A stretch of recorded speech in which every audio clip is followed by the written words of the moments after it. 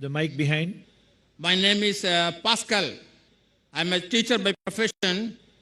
I'm a Christian.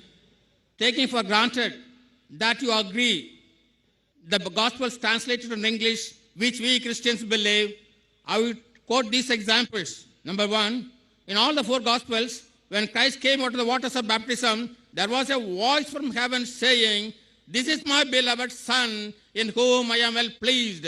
Listen you to him."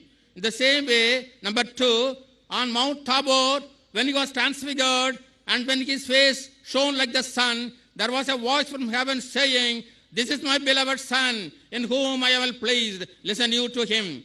And several times, when he cast out the devils, they came out of the men proclaiming, "Thou Son of the living God, why have you come to torture us before the time?" And again, before the high priest, then the high priest asked him, "In the name of the living God, I ask thee, art thou the Son of the living God?" Christ says, "Thou hast said it." And the priest, and the number five, the high priest and the scribes, when they accused Jesus before Pilate, they say, "This man says he is the Son of God. It's a blasphemy according to our religion. Therefore, we want to crucify him."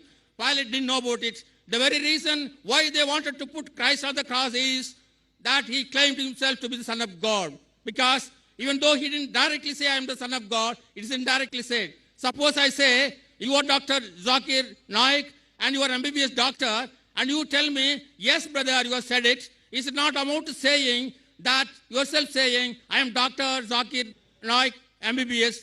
In the same way, Christ, even though he didn't say, "I am the Son of God," he has approved it. Perhaps out of modesty, he didn't say, "I am the Son of God." Again, one more example. Martha. Brother, your question. You already quoted 5 verses without giving references. No, What's your question, I brother? have not come prepared for that. That's why I have not quoted. Fine, I will give you the reference. No problem, brother. I will give you the reference. I'll help you. Yes. I'll help you, brother. No problem. What's the question? Do you mean to say by quoting all these 5 things, Jesus claimed divinity? Yes. Fine, I'll give you a reply. My challenge, brother, was point out a single unequivocal statement in the complete Bible where Jesus Christ, peace be upon him, himself says that I am God, or where he says, "Worship me, I am ready to accept Christianity." You did not point out a single statement, unequivocal statement in the complete Bible where Jesus Christ, peace be upon him, himself says that I am God, or where he says, "Worship me." Here is the Bible, brother. This is the King James Version. And since you're a teacher and you claim to be a pastor, you're a pastor. No. You're a teacher. I'm a teacher. But not I'm the an teacher. ordinary believer of Christianity. Fine. There is something like a red letter Bible. Whatever Jesus Christ said, it's in red. Now you mentioned 5 things, and these things can be clubbed into 2 things. First, you quoted that everywhere. You didn't quote correctly. What you wanted to quote was the Gospel of John, chapter number 3, verse number 16, which says, "For God so loved the world that he gave his only begotten Son. Whosoever believeth in him shall not die but have everlasting life." It is not in all the 4 Gospels. It's only in Gospel of John, chapter number 3, verse number 16. Please note it down. You can check it up. Gospel of John, chapter 3, verse number 16. "For God so loved the world that he gave his only begotten Son. Whosoever believeth in him shall not die but have everlasting life." And again, you quoted in the ending the 5th time that Jesus Christ said he was the Son of God. You said that. Do you know Bible has got sons of God by the tons? If you read the Bible, Adam was the son of God, peace be upon him. Ephraim was the son of God. Israel was the son of God. If you read the Romans chapter number 8, it says, all those who are led by the Spirit of God, they are sons of God. If you're a godly person, you're a son of God. If I'm a godly person, I'm a son of God according to the Bible. But they say, no. Jesus Christ is not a normal son. He is the begotten Son. As far as the last question, Son of God, Bible has got sons of God by the tons. Adam is son of God, Ephraim is son of God, Israel is son of God. All those are led by the Spirit of God are sons of God. But the Christian missionary tells me, no. Jesus Christ is not a normal son. Coming to your first question. He is the begotten Son. And then they quote, which you didn't quote me. I'm helping you, brother. Gospel of John, chapter 3, verse number 16. "For God so loved the world that he gave his only begotten Son. Whosoever believeth in him shall not die but have everlasting life." Brother, do you know the meaning of the word begotten? What is the meaning of the word begotten? No. What is the meaning of the word begotten? Begotten is not the sense in which you use human sense. See, the word begotten. I am asking you the meaning of the word begotten. Yes, I know. What is the meaning of the word begotten? Begotten, there are two senses. When you say of a human being, he says begotten means the flesh and blood of his son. But when you say of God begotten son, it doesn't mean that he has a body, is begotten him. It is to say the close association between the father and the son. That's all. If you say son, I say, suppose someone comes here and I tell him, my son, he will not mind because he's a young boy. If I tell him that son come here, he will come. If I say begotten son come here, he may punch me on my jaw, insinuating that I had nose billah, I had sex with his mother. Fine. If I tell to a small boy begotten son or a young boy of maybe 23 years, then I'm more than 40.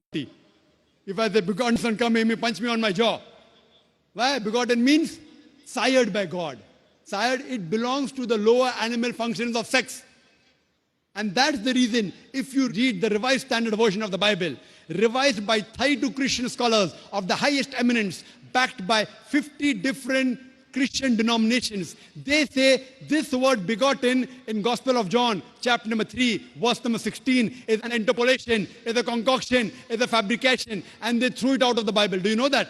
If you read the Revised Standard Version of the Bible, which is the bestseller, revised by 32 Christian scholars of the highest eminence, backed by 50 Christian denomination, they say this word begotten is an interpolation, is a concoction, is a fabrication. So the word begotten has been thrown out. So if you say son, God has got sons by the tons in the Bible. So coming to your first question and the last question, I've answered it. Coming to your second and third, which you mentioned, that he drove out devils. Quote the full verse. You haven't quoted to me the full verse, which I quoted in my talk. According to the Gospel of Matthew, chapter number 12, verse number 28, he said, I cast out devils with the Spirit of God. Gospel of Luke, chapter number 11, verse number 20, I with the finger of God cast out devils. It doesn't say he alone does it. He does it with the help of God. That does not mean he's God.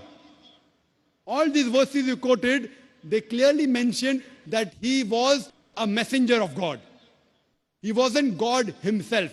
That is the reason I challenge you. Point out a single unequivocal statement in the complete Bible where Jesus Christ, peace be upon him, himself says that I am God, or where he says worship me. And I'm ready to accept Christianity. Nowhere Jesus ever said that. Just if I tell to the son, son come here, that does not make him my begotten son.